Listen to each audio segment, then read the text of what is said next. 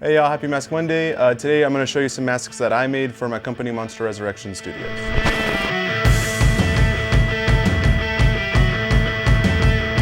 Alright, so as I said, I created these masks for my company Monster Resurrection. I sculpted and finished these ones, and I'm really excited to finally show them to you. I've kind of used them in some videos, like painting and stuff in the past, but I've never been able to kind of bring them in and show them off.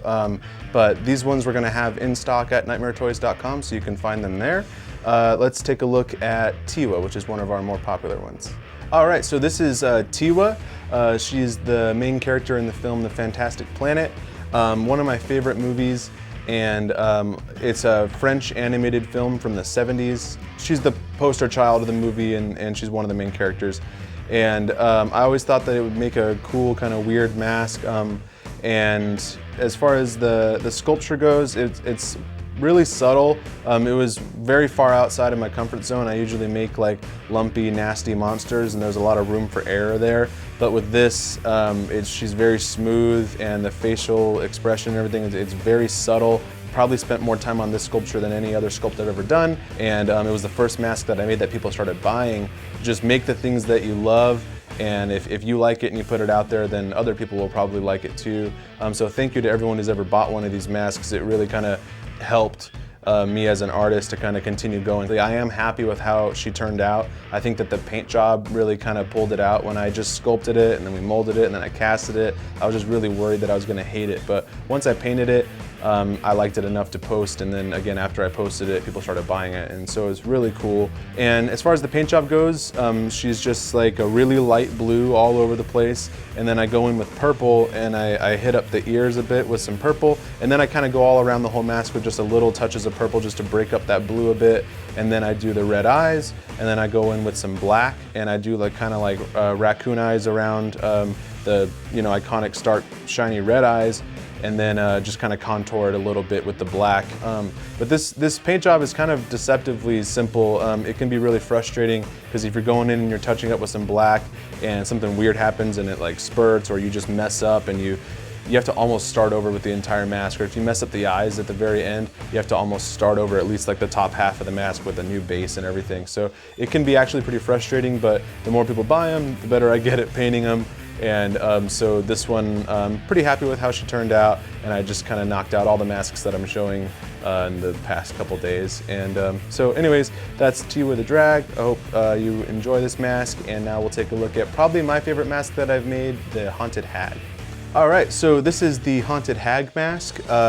This mask is based off of the pop-up ghost from the Haunted Mansion ride at Disneyland and the Hagatha mask used in Halloween 3. Kind of like a mashup of those two masks, just hopefully with a little bit of my own style thrown in there. And I'm really happy with how she turned out in this colorway. I did a whole lot of different colorways before I landed on this one, and this one is very based on the Haunted Mansion color scheme. You have the purple hood, and then her skin tone, it's white, but it has a little bit of blue mixed in there, and then the purple and the green. Kind of just tried to keep the whole Haunted Mansion vibe alive with this mask. And then this is the one that Lord Grimley's Manor saw and decided that they wanted to include it in their line.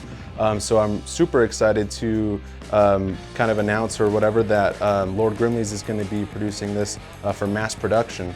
So I'll still be selling like artist copies of this mask, and I can do them in any colorway that you want. But Lord Grimley's is going to be using this colorway to kind of mass produce them, and I'm super excited to get a big shipment of those and stock them at Nightmare Toys. But this one will be for sale at Nightmare Toys, a little bit more expensive than the Lord Grimley's version. I'm so excited. I saw the first version off of the factory line, and it looked really good. The paint looked a lot like mine. I think the biggest difference is going to be it's going to come with a black hood, and the hair is a little different material. I also, like I said, I do a lot of different colorways. Like if you want like a skin tone or green or whatever you want, I can always do a custom color for any mask that we make. So yep, that's the Haunted Hag mask, and now we'll take a look at the new popular one, the Moon Goon. Alright, so this is the Moon Goon. This character is designed by Craig Gleason. He's an awesome artist, illustrator, designer that I'm sure a lot of you are already familiar with. The Moon Goon is a member of his Bad Guys Club, which he's got a whole bunch of like gaggle of ghouls, bunch of monster weird guys, and there's a lot of people out there that are like me and they buy everything Craig Gleason, and I'm sure that that's the reason why this one has been selling so well.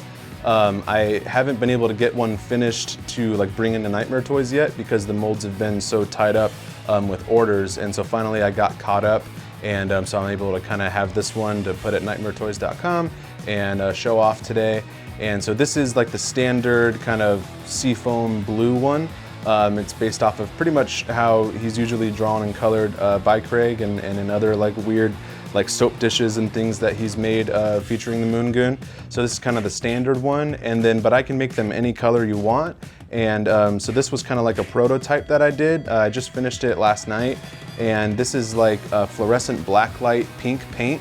This was developed by Motion Picture Effects. I'm not even sure if the paint's for sale yet, but they were nice enough to send me a set to test out, and it looks so cool. Like, it was almost a shame putting the white all over it because just it as a pink like ball was just so cool looking. It's like highlighter pink, but again, it's blacklight reactive as well. Unfortunately, I don't have a blacklight today, but I will show that off and stuff in the future and on my Instagram and all that. Also, the white that I put on top is glow in the dark as well.